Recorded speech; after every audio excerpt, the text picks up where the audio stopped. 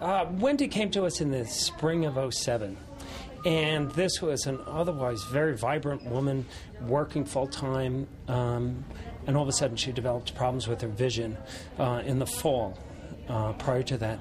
And then very quickly in that spring developed weakness and sensory loss in her lower extremities. On Sunday, I was feeling fine, a little tingly. On Monday, my right leg, I was unable to move it. On Tuesday, my left leg, I was unable to move it. She had no movement in her legs and was given a very rare diagnosis known as Devic syndrome, similar to what we think of as multiple sclerosis, but definitely different. And it's an inflammatory process that affects the nerves. And it's the nerves in the brain as well as those in the spinal cord. And that's where she was most significantly affected. Mrs. Howard, I received a referral from Johns Hopkins Hospital, and I remember her being my last patient of the day, and it was late in the day.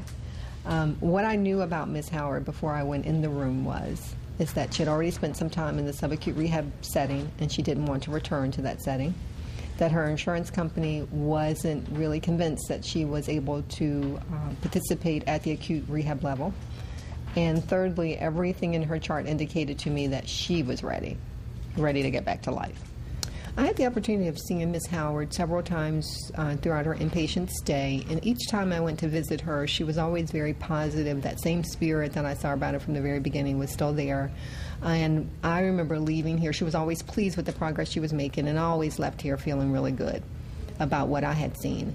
And I also had the opportunity of seeing her even throughout some of our outpatient visits, and there again, that same spirit existed. For Ms. Howard, we start out by having evaluations or assessments done by physical, occupational therapies as well as nursing.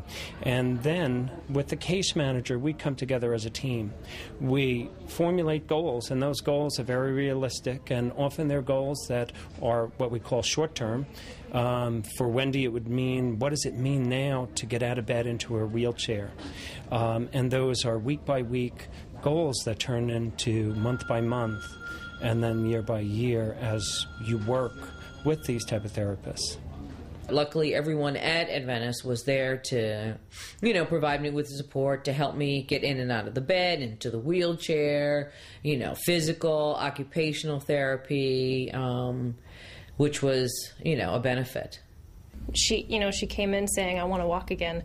And I know that she was so hopeful for that and so willing to do everything that it took to get there. I think that was her great motivation. She said, if I have this goal, I'm going to keep working it until I reach it. Walking wasn't an option at the time.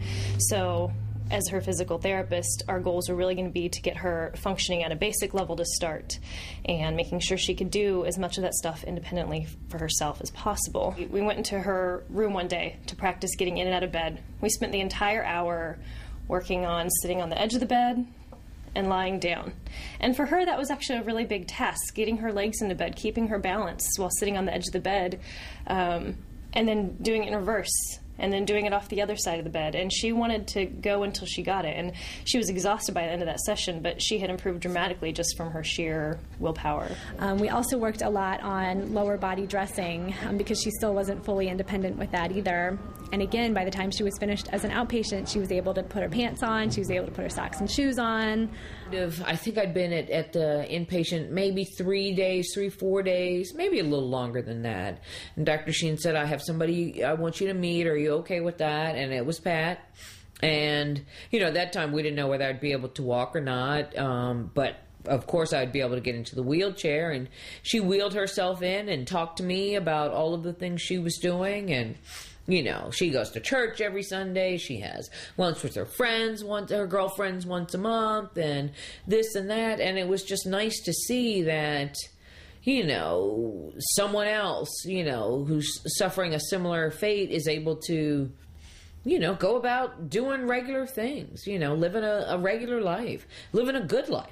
As she got more return in muscle strength in her lower extremities, we used neuromuscular electrical stimulation to help her strengthen the quadriceps, the dorsiflexors as well, to enable her to stand and maintain the standing balance while she's doing different kind of dynamic standing balance activities. Just actually, I think the highlight of all of this, I think I mentioned this before, was getting in the machine that actually allows you to stand up. So after about 5 weeks flat on my back or just in a wheelchair, I was able to get into this machine and stand up and see the world again at a different height. It's very different to look at the world from here as to look at the world from standing up. You know, it's amazing. Before she was able to start to walk, we had to get some weight bearing on those legs.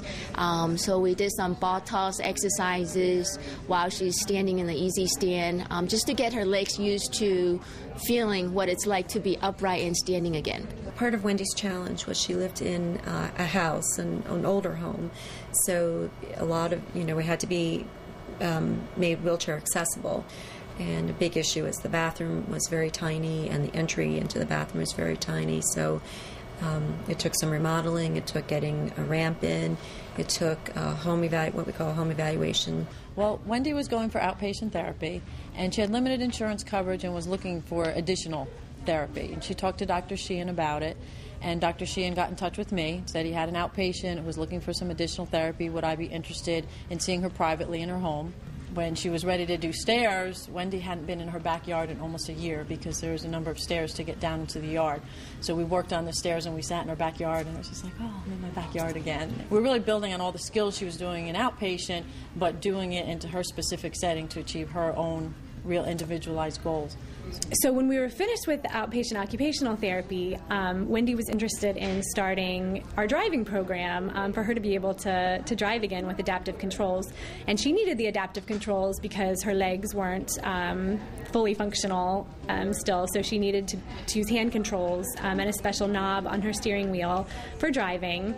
So we started out in a parking lot with no traffic, and we worked with the hand controls, and then we eventually built up to her being able to drive on the highway with the hand controls.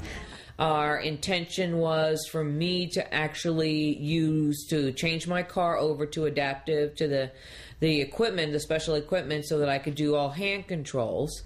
But since then, because my recovery has become so phenomenal or, profound, I'm looking to actually go and take the test without the equipment. A little over a year later, she's now walking with a straight cane on level surfaces, also on uneven surfaces. So she's really had an amazing recovery. Well, actually, I went back to work yesterday for the first time actually really doing it. I'd gone into the office a couple of times. I'm a computer consultant, so I actually have clients. I start back in a more full-time with my clients, after Labor Day. I'll be going into, the offices and doing my thing. And you see her today, you can't even tell what she went through. That she even went through all of this in the past. Because she's up walking now, so she's great.